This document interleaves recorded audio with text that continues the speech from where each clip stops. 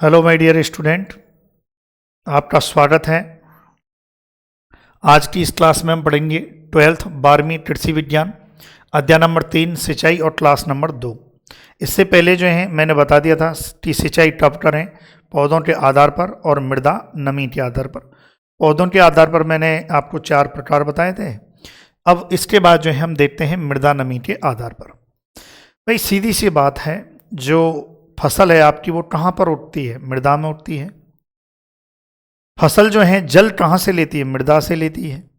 तो ऑब्वियसली बात है, सिंचाई का यदि निर्धारण की बात करें कि सिंचाई कब करें, तो कहीं ना कहीं हम ये भी तो चेक करके पता लगा सकते हैं कि मॉइस्चर है कि नहीं है, मृदा में नमी है कि नहीं है।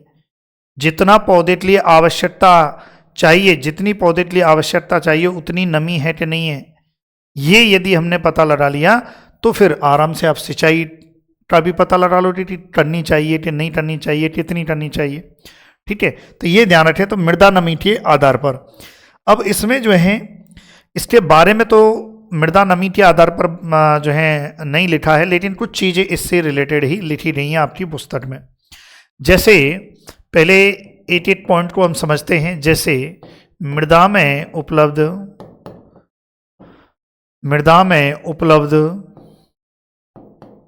जल की, मृदा में उपलब्ध लिखेंगे भाई साथ के साथ, मृदा में उपलब्ध जल की ऊपरी, मृदा में उपलब्ध जल की ऊपरी सीमा क्षेत्र क्षमता, मृदा में उपलब्ध जल की ऊपरी जो है सीमा क्षेत्र क्षमता यानी कि फील्ड कैपेसिटी। इसको मैं समझाऊंगा, पहले आप लिखो।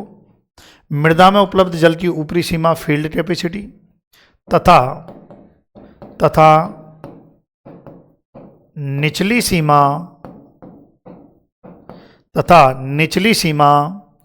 है ना, ये क्या है? स्थायी मिलानी बिंदु,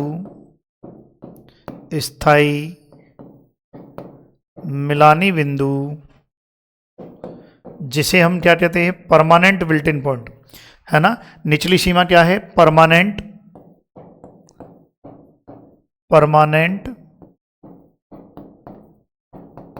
विल्टिंग पॉइंट है ना, कहलाती है। ये मृदा नमी से संबंधित जो है हालांकि बात है। समझते हैं कि मृदा में उपलब्ध जल की ऊपरी सीमा फील्ड कैपेसिटी कहलाती है। यानी कि देखिए फील्ड कैपेसिटी क्या होती है, पहले एक लाइन को समझते हैं। फील्ड कैपेसिटी यानी कि क्षेत्र क्षमता क्या होती है?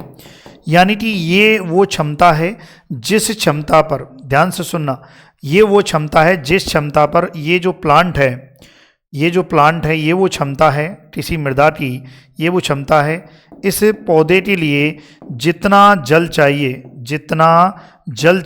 इस पौधे को जितना जल चाहिए उतना जल इस मृदा में उपलब्ध रहता है।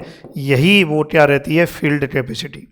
यानी कि फील्ड कैपेसिटी वह कैपेसिटी या वह क्षमता होती है जिस पर पौधे को आवश्यक कार्य हेतु जितना जल चाहिए उतना जल, या जितनी नमी या जल चाहिए उतना जल, नमी कह लो, वो मृदा में उपलब्ध रहती है। और वही जो क्षमता रहती है, वही जो सीमा रहती है, वो फील्ड कैपेसिटी है। इसीलिए कहा गया कि मृदा में उपलब्ध जल की ऊपरी सीमा। ये क्वेश्चन भी आ सकता है आपसे कि मृदा में उपलब्ध जल की सीमा, ऊपरी सीमा क्या कहलाती है? Field capacity. यानी कि फील्ड कैपेसिटी पर पौधे के लिए जल कितना उपलब्ध रहेगा? 100%। याद रखना है, ये भी याद रखना है कि फील्ड कैपेसिटी पर पौधे के लिए जल 100% उपलब्ध रहता है। यानी कि जितनी आवश्यकता पौधे की रहती है उतना जल उपलब्ध रहता है। किस पर? फील्ड कैपेसिटी पर। इसीलिए जो क्षेत्र क्षमता है, इसको मृदा में उपलब्ध जल की ऊपरी सीमा कहा है। मृदा में उपलब्ध जल की निचली सीमा किसे कहा गया है? वो कहा गया है स्थायी मिलानी बिंदु, यानी कि परमानेंट विल्टिंग पॉइंट, जिसे शॉर्ट में PWB कहते हैं। PWP कहते हैं, परमानेंट बिल्ट इन पॉइंट। यानी कि ऐसा बिंदु जिस पर जल जो है उपलब्ध ना के बराबर रहता है। ये मैं मिटा देता हूं भाई, समझाने के पॉइंट ऑफ व्यू से मैंने यहां पर लिखा था। चलिए, यानी कि देखिए, मृदा में उपलब्ध जल की निचली सीमा क्या कहलाती है? स्थायी मिलानी बिंदु कहलाती है। यानी कि इस पर जो है जो पौधा है, ऐसी सीमा जिस पर जो मृदा जो रहती है, मृदा में जल का अभाव होता है, मृदा में जल कह लो या नमी कह लो, नमी का अभाव होता है।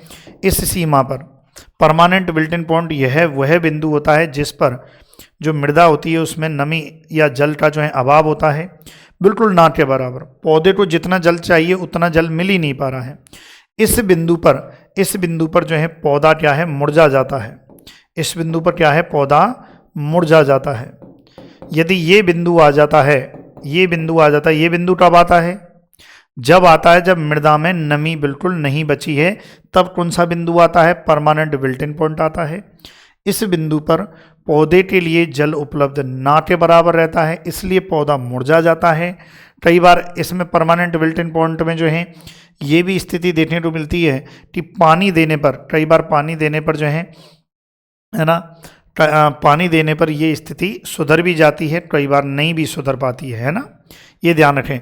तो मृदा में उपलब्ध जल की ऊपरी सीमा फील्ड कैपेसिटी, यानी कि जल जो मृदा में जल कौन सी कैपेसिटी पर होना चाहिए? आप मुझे बताओ।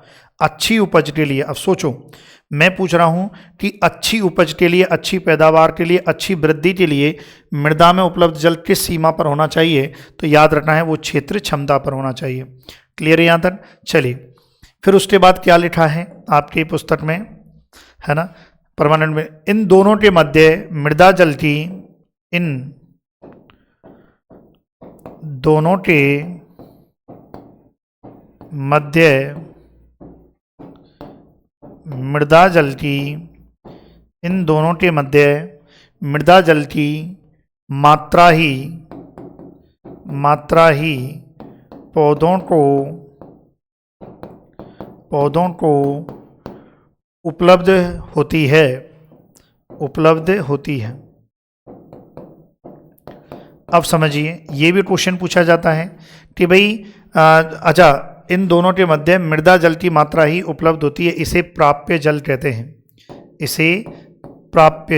हैं। कई बार ये डेफिनेशन भी आ जाती है कि प्राप्य जल, अवेलेबल वाटर कहते हैं। कई बार ये डेफिनेशन आ जाती है आपके जो है 12th क्लास में कि भाई बताइए उपलब्ध जल जो है किस किस के मध्य रहता है। उपलब्ध जल से आप क्या समझते हैं? तब आपको बताना है कि मृदा में उपलब्ध जल की ऊपरी सीमा क्षेत्र क्षमता होती है, निचली सीमा जो है स्थायी मिलानी बिंदु होती है। इन दोनों के मध्य जो जल रहता है वही मात्रा पौधे के लिए उपलब्ध हो पाती है ना। दो चीज़ रहेंगी, या तो वो अधिकतम ऊपरी सीमा कितनी हो रही, फील्ड कैपेसिटी अधिकतम इतना ही होगा जल, या फिर परमानेंट बिल्ट इन पॉइंट। तो इन दोनों बिंदुओं के मध्य ही उपलब्ध जल रहता है। क्लियर है भाई यहाँ तक? चलिए, याद रखना है प्राप्य जल, उपलब्ध जल, अवेलेबल वाटर क्या कहलाता है, क्या होता है, समझ में आ गया आपको? चलिए कर लोगे।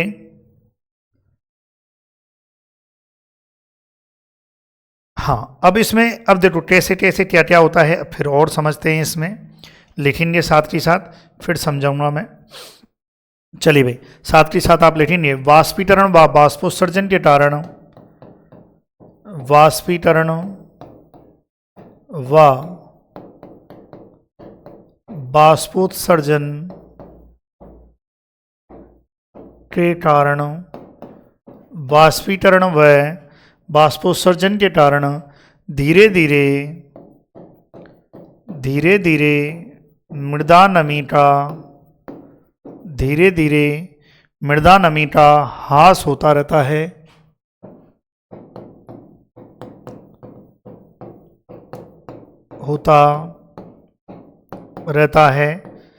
बाष्पीकरण व बाष्पोत्सर्जन के कारण धीरे धीरे मृदा नमी का ह्रास होता रहता है और अस्थायी और अस्थायी मिलानी बिंदु यानी कि टेम्परेरी अस्थायी मिलानी बिंदु की अवस्था आने लगती है। बिंदु की अवस्था आने लगती है। बिंदु की अवस्था आने लगती है जिससे पौधों की वृद्धि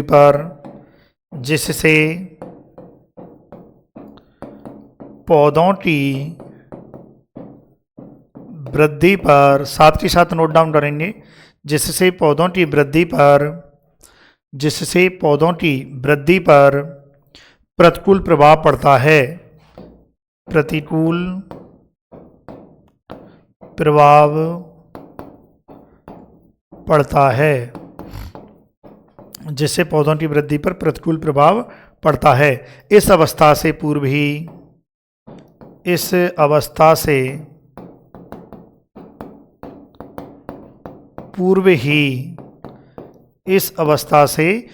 ही फसल में सिंचाई करना आवश्यक है। फसल में सिंचाई करना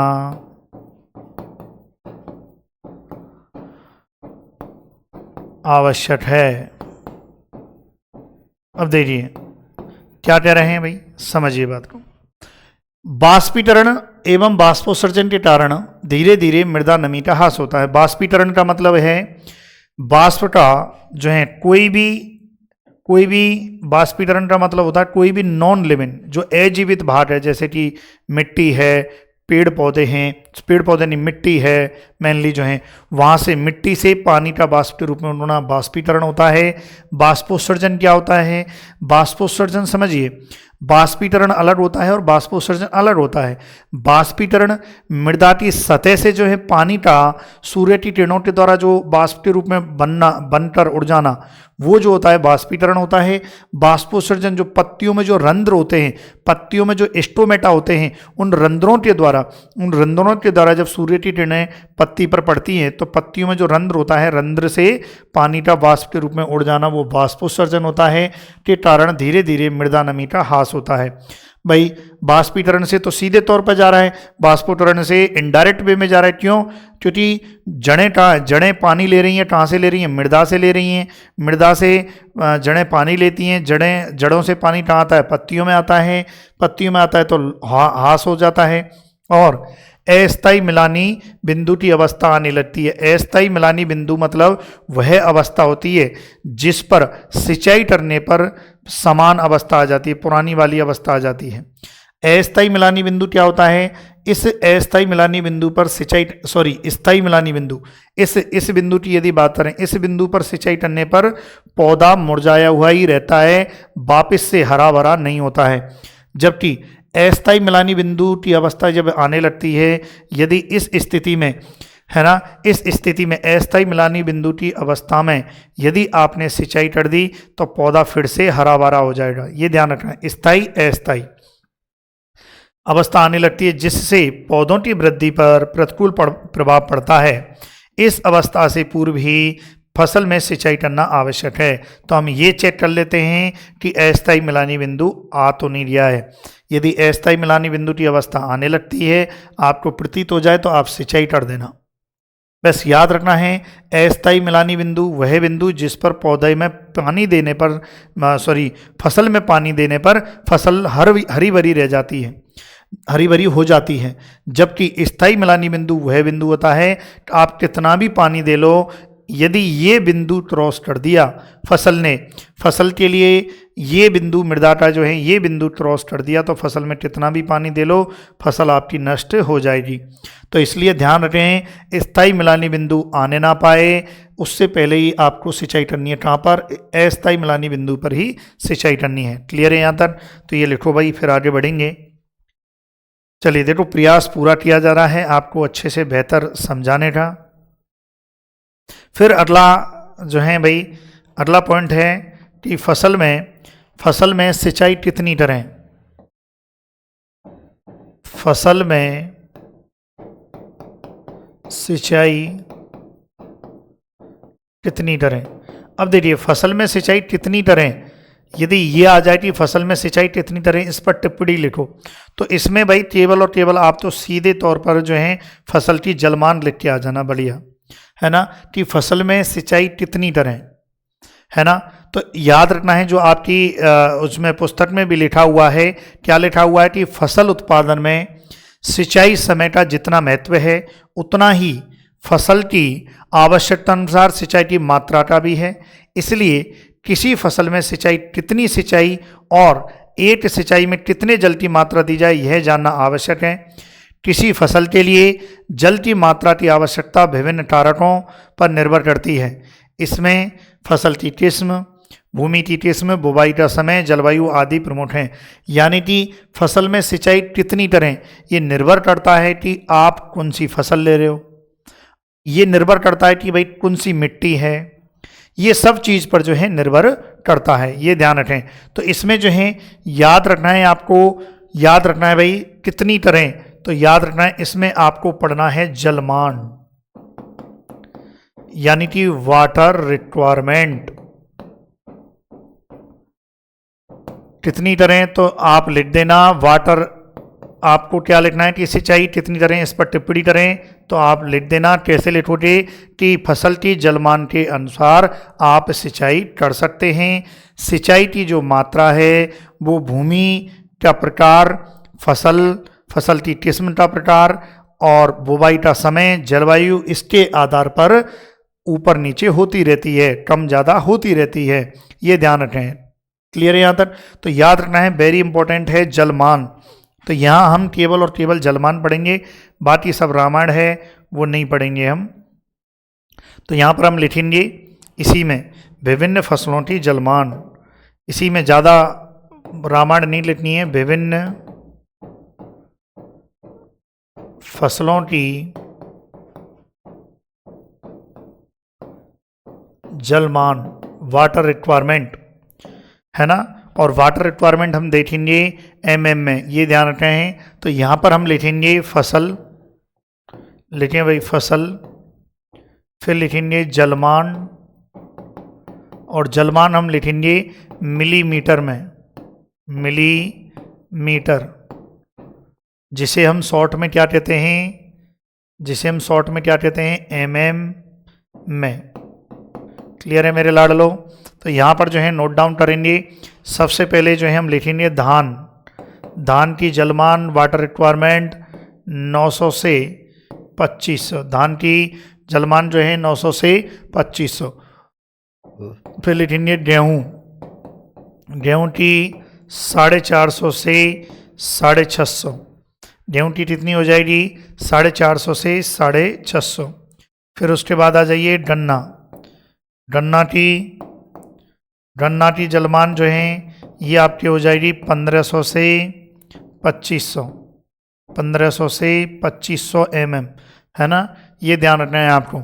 फिर आलू की बात करें तो आलू की कितनी हो जाएगी भाई 500 से 700, आलू की 500 से 700 हो जाएगी, ये नोट डाउन करें।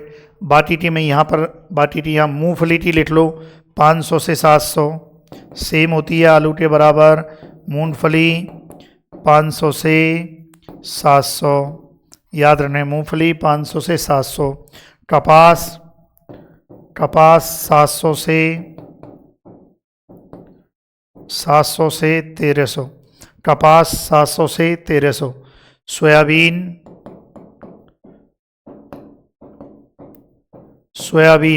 सोयाबीन की बात करें तो ये 450 से 700। मक्का जो है 500 से 800, 500 से 800। तो याद रखें ये विभिन्न फसलों की जलमान है, इसको आप नोट डाउन कीजिए, फिर आगे बढ़ेंगे, जल्दी से आप नोट डाउन करें। चलिए भाई,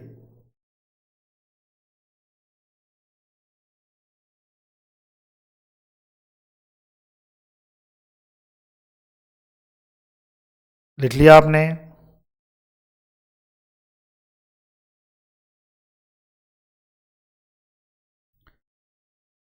हाँ भाई, लिख लिया। अब ये आपके जो हैं ये कंप्लीट है। अब बढ़ेंगे आगे सिंचाई की विधियाँ। हेडिंग डालो भाई, सब परफेक्ट चल रहा है ना, ठीक है।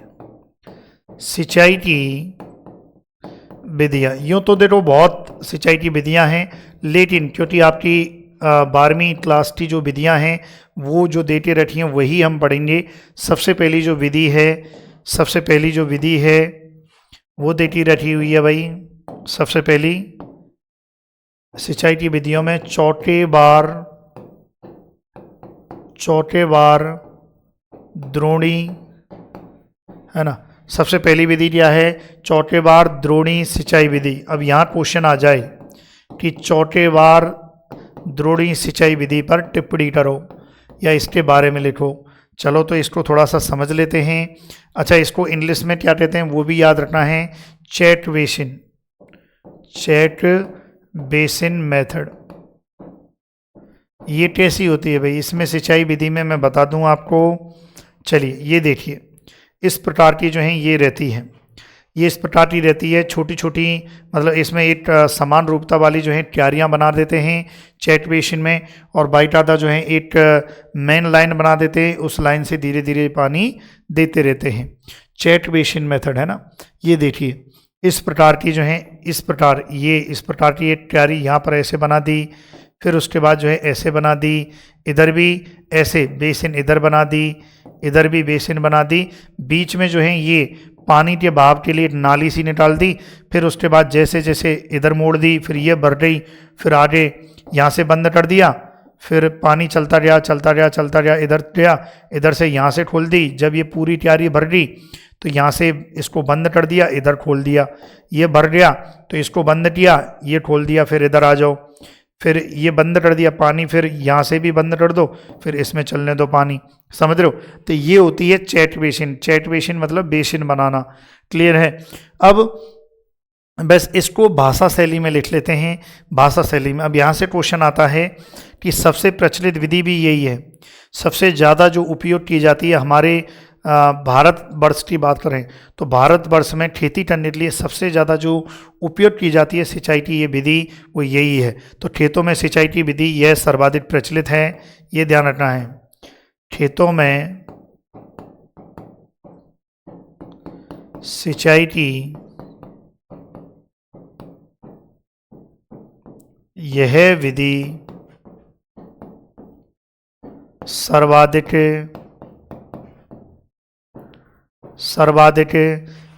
प्रचलित विधि है।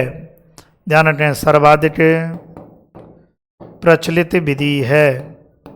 अगर आपसे कोई पूछ ले कि कौन सी मेथड जो है हमारे खेतों में यदि बात करें सर्वाधिक जो है प्रचलित है, तो ये आपको याद रखना है, ये विधि है। लिखो भाई, फिर आगे इसका जो भी है देख लेते हैं, वो भी लिखेंगे। चलिए भाई, परफेक्ट चल रही है क्लास, कोई इश्यू नहीं है। देखो बार बार थोड़ा सा क्लास को देखना पड़ता है ताकि कोई दिक्कत ना आ जाए। चलिए अब देखो, इसमें जो मैंने बताया था इसको भाषा शैली में लिख लेते हैं। जो मैंने बताया था कि भाई पहले इस प्रकार की तैयारियां बनाते हैं, उसको वैसे एक लैंग्वेज के तौर पर लिख लेते हैं, तब आपको समझ में तो आ जाएगा अच्छे से। लैंग्वेज के तौर पर लिखेंगे। इस विधि के अंतर्गत, यहाँ से आप लिखें, इस विधि के, देखो यही शॉर्ट नोट्स हैं सर। हाँ बोलो सर, शॉर्ट नोट्स, अरे यही नोट्स हैं भाई। इससे अब आपकी जो 12th की बुक है वो खुद अपने आप में नोट्स है, इससे क्या नोट्स बनाओगे, है ना।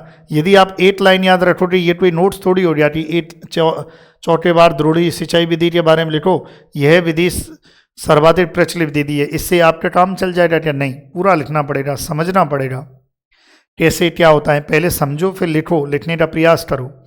समझिए, चौथे बार द्रोणी विधि जो है, इस विधि के अंतर्गत खेत का, इस विधि के अंतर्गत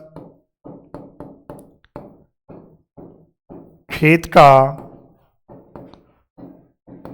समतलीकरण, इस विधि के अंतर्गत खेत का समतलीकरण कर उसे वर्गाकार या आयताकार, उसे वर्गाकार या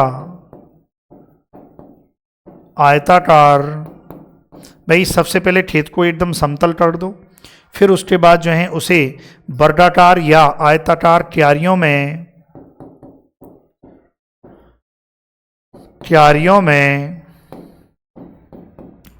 में विभाजित कर दिया जाता है, विभाजित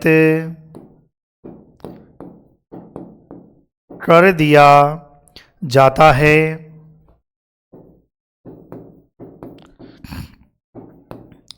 इन क्यारियों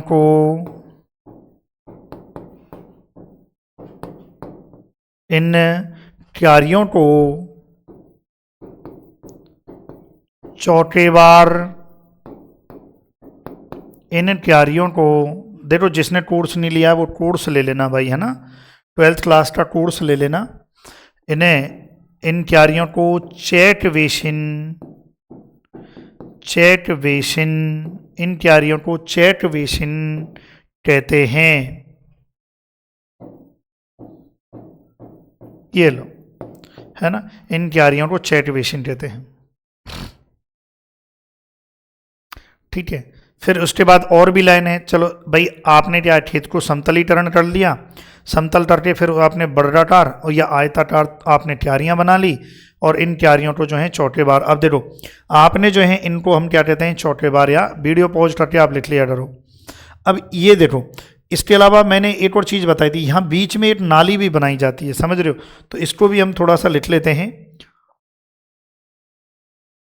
यहाँ पर हम लिख लेते हैं इस चीज़ को भी, कि जो ये नाली बनाई जाती है ना बीच में, इसके बारे में भी लिख लेते हैं। खेत में ढाल के अनुसार,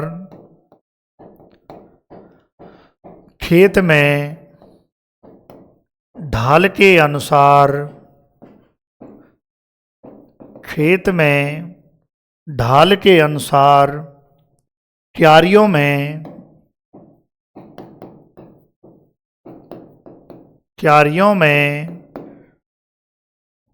जल प्रवाह हेतु नाली बनाई जाती हैं, जल प्रवाह हेतु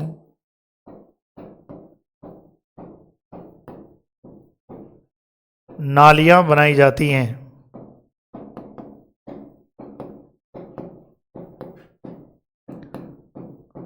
क्यारियों में जल प्रवाह हेतु नालियां बनाई जाती हैं।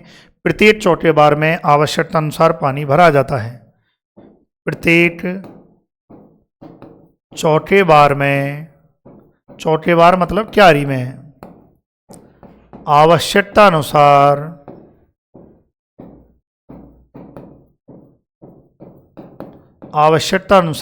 पानी भरा जाता है।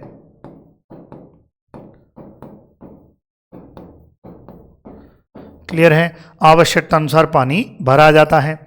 अब देखिए क्या कहना चाह रहा है कि खेत में ढाल के अनुसार क्यारियों में जल प्रवाह हेतु नालियां, ये इनकी बात हो रहा है, एग्जामिनर इनकी बात कर रहा है कि जल प्रवाह हेतु आपको ये नाली बनानी है, ये, लेकिन कैसे बनानी है, ढाल के अनुसार, है ना। जैसे आप इधर से, ये देखो, इधर से यदि पानी छोड़ रहे हो, देखो यहाँ फ्लो इधर से हो रहा है, तो ढलान ऐसे होना चाहिए, समझ रहे हो, ऐसे। पता चला इधर से पानी छोड़ रहे हैं और ढलान ऐसे है, देखो पानी क्या है, पानी जिधर से छोड़ रहे हो ऐसे ढलान होना चाहिए, इधर से पानी छोड़ोगे तो ऐसे ढलान, इसके अनुरूप आपको बनानी है। पता चला ढलान ऐसे है, आप इधर से पानी छोड़ रहे हो, इधर से पानी छोड़ रहे हो, तो पानी ये ऊपर चढ़ेगा क्या, नहीं चढ़ेगा, इसलिए पहले ढलान के अनुसार जो है क्यारी बनाओ आप, ठीक है, ये ध्यान रखें, ताकि पानी का जो है प्रवाह परफेक्ट वे में हो सके। क्लियर है मेरे लाडलो, तो लिखो इसको। फिर यहाँ से कई बार क्वेश्चन आता है, भाई ये तो चलो बात हो रही चौकेबार के बारे में, अब इसके लाभ भी पूछ लिए जाते हैं, लाभ भी देखेंगे, हानि भी देखेंगे। चलिए भाई ये लिखें आप,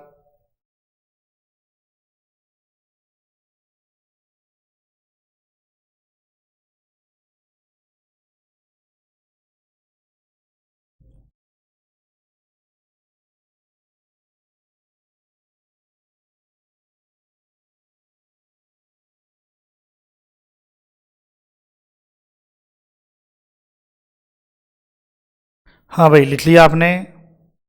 फिर देखेंगे इसके लाभ। अब क्वेश्चन आ जाए कि भाई लिखो चौकेबार द्रोणी विधि के लाभ लिखो, तो लाभ भी और इसका पूरा क्वेश्चन आ जाए तब क्या करोगे? तो यहाँ पर लाभ 1 बाई 1 लाभ लिखेंगे। अब देखो, अब आप बोलोगे सर 2 ही लाभ लिखाओ। 2 क्यों लिखो भाई? आप जितने आपकी पुस्तक में लाभ देते रखे हैं वो पूरे लिखो, क्योंकि जब आप पूरे लाभ लिखोगे उसके बाद आपको 2 याद रहेंगे, समझ रहे हो? तो थोड़ा सा याद रखें। तो लाभ में सबसे पहला आप लिखेंगे यहाँ पर जो है समतल भूमि पर, लाभ क्या है? समतल भूमि पर, समतल भूमि पर अनियंत्रित,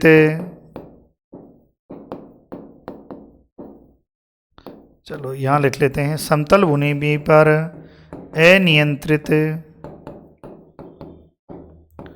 समतल भूमि पर अनियंत्रित आप्लावन, अनियंत्रित आप्लावन विधि की अपेक्षा, विधि की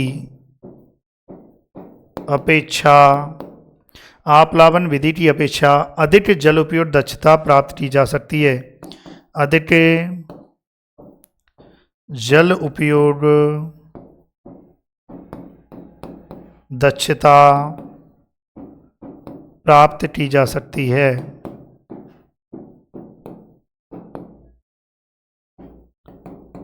अब इस लाइन को आप समझेंगे, फिर अगला हम लाभ लिखेंगे। पहले इसको समझिए कि भाई समतल भूमि पर अनियंत्रित आप्लावन विधि, पहले तो ये पता होना चाहिए क्योंकि आपकी पुस्तक में ये देते हुए नहीं रखा हुआ है कि अनियंत्रित आप्लावन विधि क्या होती है।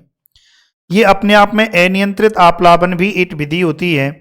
इस विधि में क्या करते हैं, जैसे ये कोई खेत है, अनियंत्रित आप्लावन विधि के बारे में बता रहा हूँ। किसके बारे में बता रहा हूँ? पहले इसको समझो। समतल भूमि पर अनियंत्रित आप्लावन विधि की अपेक्षा अधिक जल उपयोग दक्षता प्राप्त की जा सकती है। मतलब इस चौथे बार द्रोणी विधि में अधिक दक्षता मिलती है, मतलब जल का सदुपयोग होता है, जल का सदुपयोग होता है। जल उपयोग दक्षता यदि अधिक है तो मतलब जल का सदुपयोग होता है, हो रहा है, जल का सदुपयोग हो रहा है, जल का ऑप्टिमम यूटिलाइजेशन हो रहा है ना। किस विधि की तुलना की रही है? अनियंत्रित आप्लावन विधि से तुलना की रही है कि इस अनियंत्रित आप्लावन विधि की तुलना में यहाँ पर जल का अधिक उपयोग, अधिक दक्षता से उपयोग होता है। किस विधि में? चौथे बार द्रोणी विधि में। किस विधि की तुलना में? अनियंत्रित आप्लावन विधि की तुलना में। अब अनियंत्रित आप्लावन ये विधि होती है, ये कोई आपका खेत है और इस खेत में आप तो क्या करो, कोई भी क्यारी मत बनाओ, बस यहाँ पर आप तो पानी छोड़ दो और पूरे के पूरे खेत को लबालब भरने दो। ये होती है आप्लावन, अनियंत्रित आप्लावन विधि। इससे सबसे ज़्यादा नुकसान होता है। लेकिन अब देखो, इसमें पानी का नुकसान बहुत ज़्यादा होता है। भाई खेत में आपने छोड़ दिया और चलने दिया, खेत में अननेसेसरी ज़्यादा पानी आप दे रहे हो। यहाँ पर क्या है, क्यारी बनाई, क्यारी भरी, जैसे ही क्यारी भरी, जितनी हमें आवश्यकता है उसके अनुसार क्यारी को भर लिया, फिर यहाँ से बंद करके दूसरी क्यारी में मोड़ दिया पानी, है ना। किसमें? इसमें चौथे बार द्रोणी विधि में। जबकि अनियंत्रित आप्लावन विधि में क्या है, इसको इंग्लिश में कहते हैं फ्लडिंग मेथड। फ्लडिंग मेथड ये धान में यूज की जाती है। किसमें की जाती है? धान में। क्योंकि आपको पता होगा धान में 5 सेंटीमीटर पानी हमेशा भर के रखते हैं, इसलिए ये विधि धान में उपयोगी और किसी में उपयोगी नहीं है। तो याद रखें, यही कह रहा है, समतल भूमि पर अनियंत्रित आप्लावन विधि की अपेक्षा अधिक जल उपयोग दक्षता प्राप्त की जा सकती है। किस विधि में? चौथे बार द्रोणी विधि में। लिखिए। फिर उसके बाद जो है दूसरा बिंदु है, अपवाह व अंतःस्रवण जैसी समस्याओं में कमी आती है। देखिए, और क्या है दूसरा बिंदु? अपवाह व अंतःस्राव जैसी समस्याओं में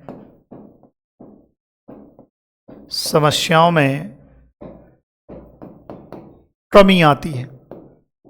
अब यानी कि इसको ऐसे भी लिख सकते हैं कि पानी का लॉस नहीं होता है। अपवाह का मतलब है कि अपवाह एवं अंतःस्राव जैसी समस्या। अपवाह मतलब ये पानी का रिसाव कह सकते हो, पानीटा बेहतर बहना, जिससे मृदा भी टटती है।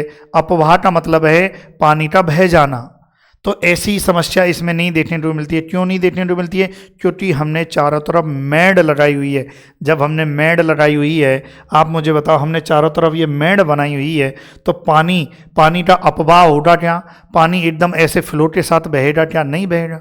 जबकि जो आप्लावन जो विधि थी, जो हमने धान में यूज करते हैं, उसमें तो भैया बहता है। अंतःस्राव, अंतःस्राव होता है पानी का नीचे जाना, पानी का मृदा में नीचे चले जाना। तो देखो, पानी का मृदा में नीचे चले जाना ये भी कम होगा, बजाय किसके? इस विधि के, अनियंत्रित आप्लावन विधि या अदर विधि से कंपेयर करें तो यहाँ पर पानी का मृदा में नीचे चले जाना, जो अंतःस्राव जैसी जो समस्याएं हैं, वो उसमें क्या आती है? कमी आती है। तो याद रखना है किसकी समस्या में? अपवाह व अंतःस्राव। अपवाह मतलब पानी का बहना, पानी का व्यर्थ बहना, इसमें कमी आती है, और पानी का मृदा में नीचे चले जाना, इसमें भी कमी आती है। मतलब ये ध्यान रखें आप इसमें। क्लियर है यहाँ तक? फिर एक और क्या है इसमें भैया? तीसरा बिंदु क्या कह रहा है? खेत में जल वितरण एक समान होता है। खेत में जल वितरण क्या है? खेत में जल वितरण समान होता है।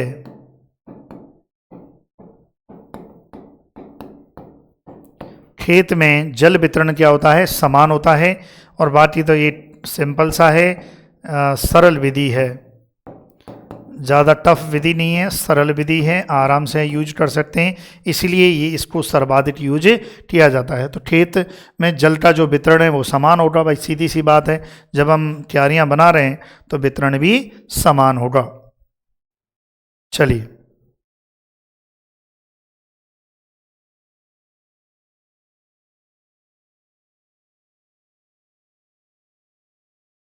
हाँ भाई क्लियर है। चलिए, हाँ, फिर उसके बाद जो है ये आपने लिख ली। फिर इसके बाद जो है इसकी सीमाएं देखेंगे। ये लिख ली भाई, जल्दी से लिखें आप। फिर हम देखेंगे इसकी सीमाएं कि भाई इसकी लिमिटेशंस क्या हैं, इसको कहाँ कहाँ यूज नहीं कर सकते हैं।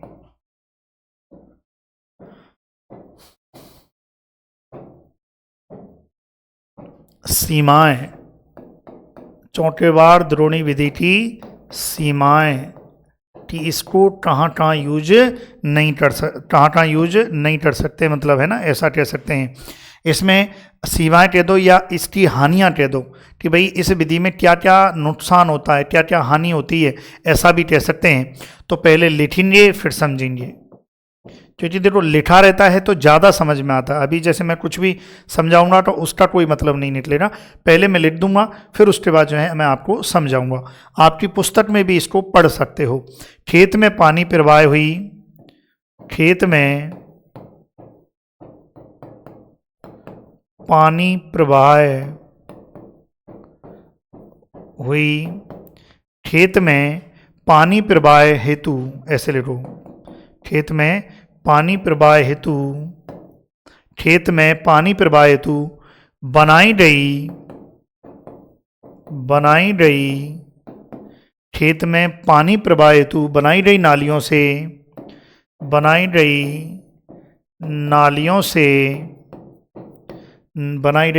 से भूमि का बड़ा भाग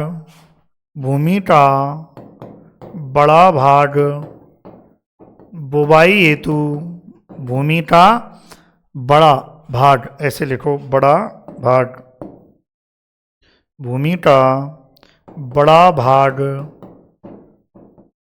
बुवाई, है ना, खेत में पानी प्रवाह हेतु बनाई गई नालियों से भूमि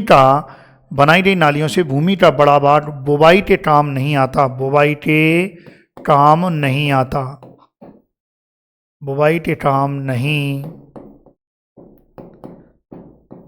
आता है। तो याद रखना है आपको, बुवाई के काम नहीं आता है। देखो आप ये जो नाली बनाई हमने, ये जो बीच में नाली बनाई थी, अब यहाँ तो कोई फसल बो ही नहीं सकते हो, तो अब मुझे बताओ ऐसे ही अगर नाली पूरे खेत में बनेंगी चारों तरफ, तो अब मुझे बताओ कितना पानी का लॉस होगा, सॉरी कितना जमीन का लॉस होगा। इस खेत पे तो बुवाई कर ही नहीं सकते क्योंकि पानी का प्रवाह हो रहा है। तो प्रवाह हो रहा है तो कहीं ना कहीं ये समस्या है, कहीं ना कहीं ये हानि है इसकी, कि खेत में पानी प्रवाह हेतु बनाई गई नालियों से भूमि का बड़ा भाग बुवाई के काम नहीं आता है। ये जो नाली बनाई जाती है जिससे हम पानी देते हैं, ये बुवाई के काम नहीं आएगा, तो भाई सीधी सी बात है, भूमि का एक बड़ा भाग जिसमें हम खेती नहीं कर पा रहे हैं। समझ रहे हो, ये समस्या है इसमें। फिर दूसरा क्या है, नालियों से, देखो नालियों से बहुत हानि होती है इसमें, है ना, लेकिन ये नालियों से खेतों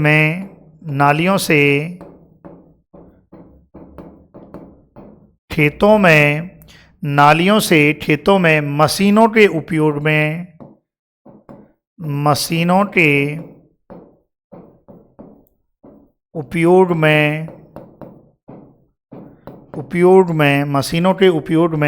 कठिनाई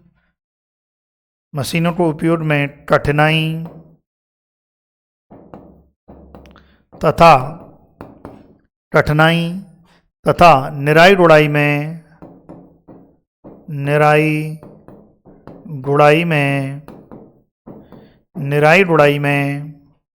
व्यवधान उत्पन्न होता है। साथ के साथ आप नोट डाउन करें, व्यवधान उत्पन्न होता है। भाई सीधी सी बात है, जब नाली खेत में नाली और नाली में जो है मेड़ वगैरह रहेंगी, ट्रैक्टर लेके जाओगे, सोचो आपने कटाई कर ली फसल की, कटाई कर ली तो फसल में वहाँ भरने के लिए ट्रैक्टर भी लेके जाते हैं या कोई यंत्र लेके जाते हैं, कूटने का यंत्र। अब उतनी उधर जो है नालियाँ बनी हुई हैं, मेड़ें बनी हुई हैं, तो मेड़ों पे ट्रैक्टर चलने में, कृषि कार्य करने में, इसके अलावा खरपतवार नाशी छिड़कने में, निराई गुड़ाई करने में, ये बड़ी समस्याएं जो हैं देखने को मिलती हैं। ये आपको ध्यान रखना है। और ठीक है, फिर उसके बाद क्या है, पृष्ठीय जल निकास बाधित होता है। एक और चीज देखो, पृष्ठीय जल निकास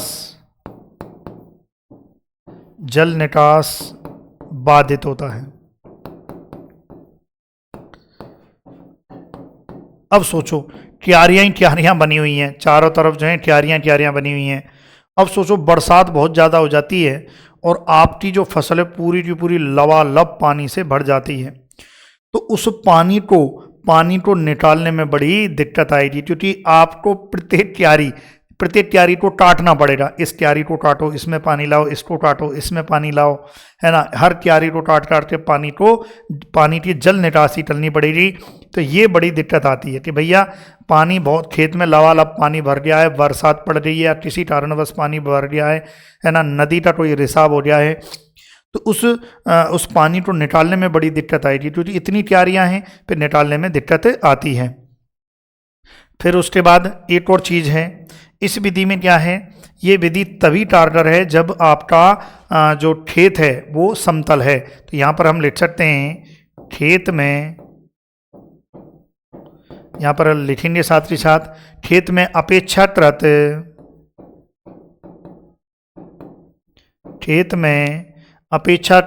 समतलीकरण होना,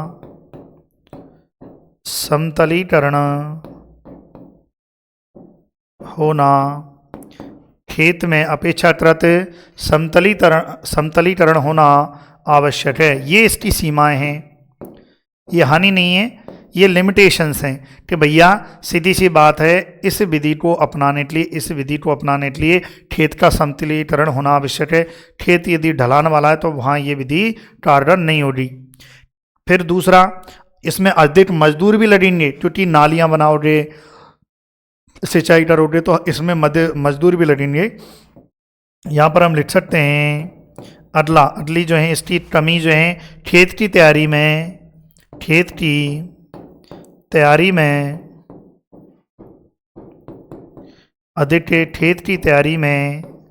अधिक मजदूर चाहिए।